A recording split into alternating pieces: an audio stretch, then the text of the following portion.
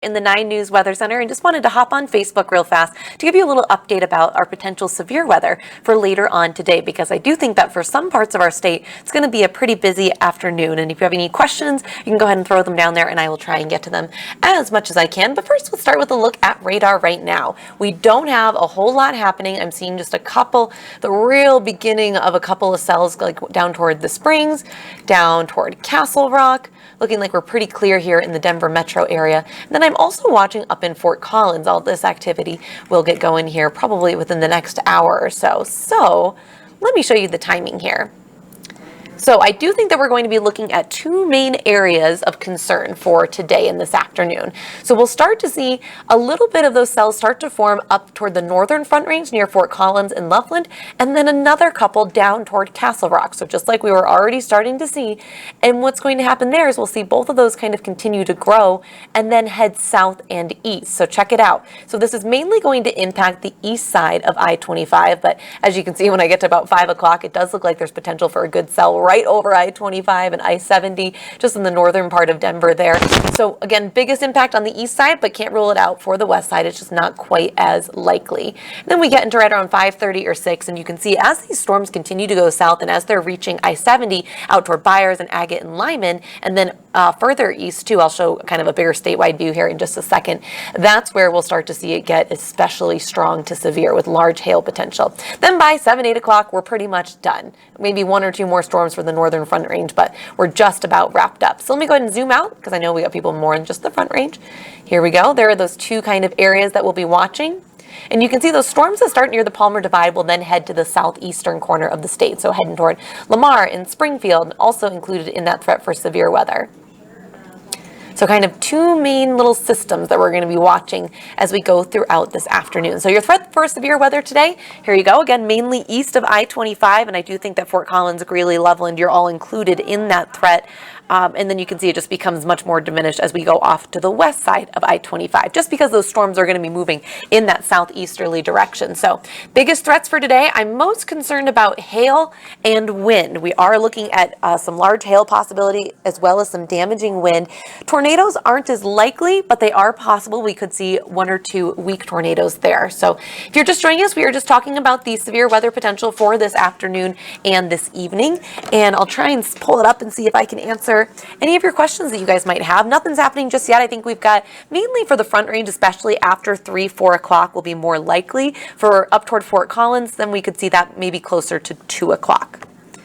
Let me see. I've just got my laptop here with me. All right. Let's see. Here we go.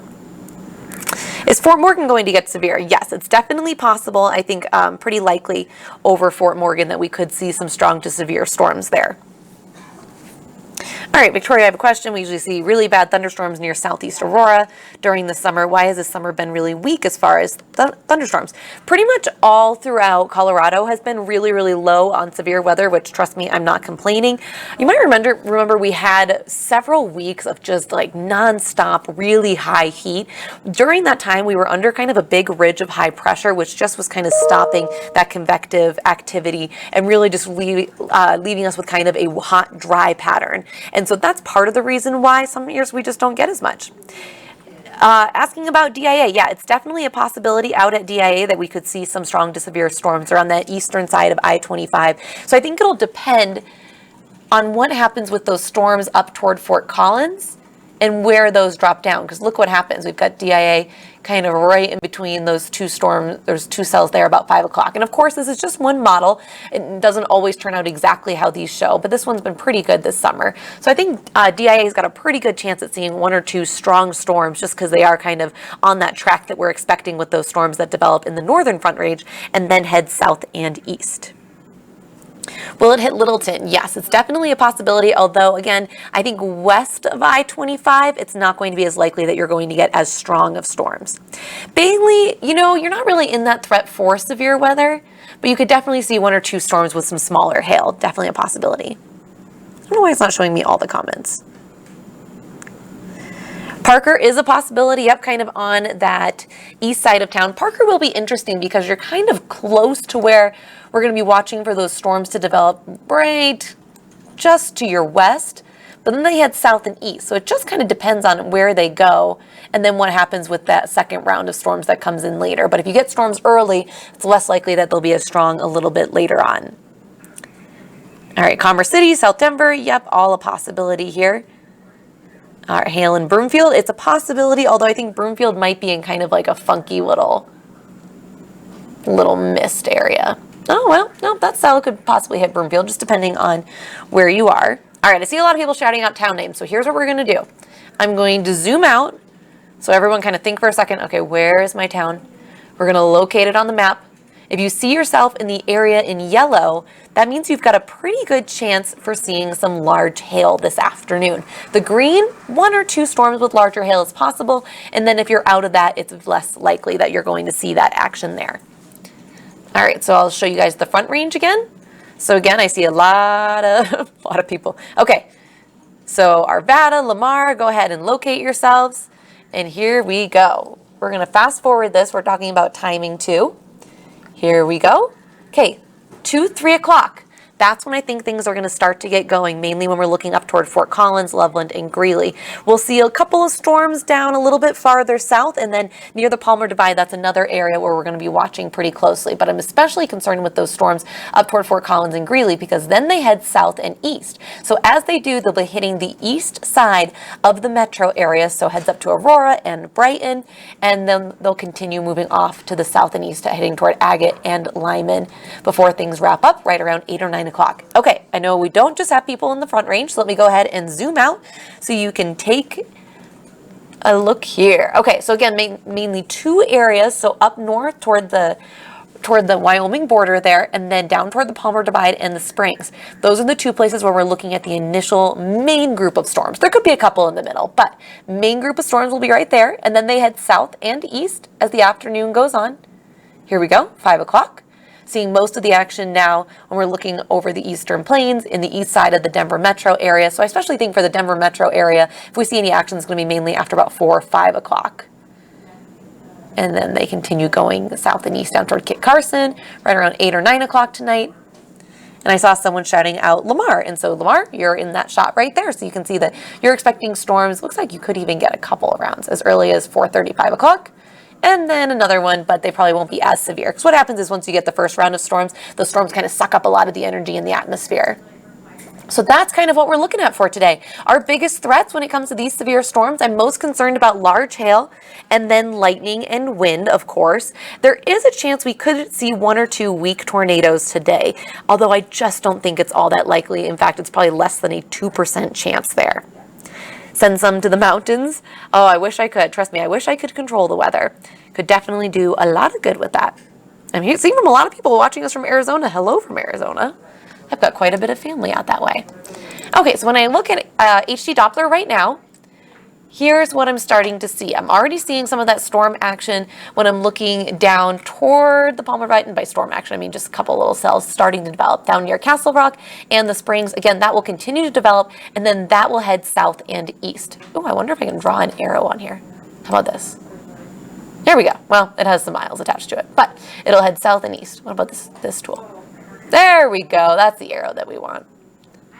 All right, so as these storms develop, they will continue to go south and east, just like this. And then I'm also watching up here. Now, we're not seeing much action yet. In fact, I'm not even picking up a ton of cloud cover, but these are going to be the storms that I'm watching. They'll develop a little bit later than those ones in the Palmer Divide and down toward the Springs. And then those storms are going to go like this. There you go. Hello from Tennessee. Whoa, hi from Tennessee. All right. Okay, it's only showing me the top few comments at a time, so I'm trying to get to all of them. But if you're just joining us, we're just talking about our severe weather chances for today. And as you can see, we're under a slight threat for most of east of I-25, and then including up toward Fort Collins. That threat goes a little bit farther west there because I think that's where we're going to see some of those storms getting started here. Probably not until closer to 2:30, 3 o'clock. So those will be a little bit of a later start, and then within the next hour or so when we're talking about the Palmer Divide and down toward the Springs. So the timing for these storms, we'll go over it one more time for everyone. Here we go. timing here, a little bit later for the northern front range. Some of those cells down toward the Palmer Divide will continue moving down to the southeast. And then 5, 6 o'clock for the immediate Denver metro area. West side, you might get a big miss today. There could be 1 or 2 storms that you see, but I think that most of this will impact east of I-25 out toward Aurora, and then more so when we're looking out toward the eastern plains where they've got some really good energy that they can run into there. So that'll continue, and then by 7, 8 o'clock, we are done, at least for the front range. When I'm taking a wider look at the entire state, you can see those storms head to southeastern Colorado as early as 5 o'clock, just because we're getting a little bit of a sooner start. Sharon's watching from Nebraska. Hi, we got a lot of friends from out of state today. And then 5 o'clock, you can see those storms out over the eastern plains, possibly making a second appearance when we are looking down towards southeastern Colorado by about 9, 10 o'clock tonight. And again, those biggest threats, hail, lightning, and wind. So damaging wind gusts up to around 60 miles per hour. Hail could be large, so good idea now to maybe keep that car in the garage. That way you don't have to worry about it. And again, I'm not seeing much right now on HD Doppler. So I know that Kathy's going to be in here probably within the next hour. She's going to be on air starting at 4 o'clock tonight. If you guys have any other questions, feel free to email us, weather@9news.com. I'll do my best to get to those as quickly as I can. But otherwise, might get a little bit busy this afternoon, but should still be a good one, especially because we are going to see some clearing as we head into tomorrow morning.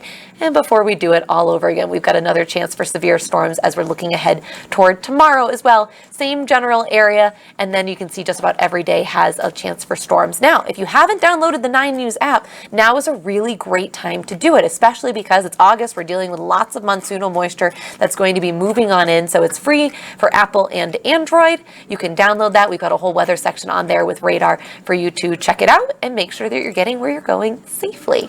All right, everyone, stay safe tonight and have a wonderful rest of your Tuesday.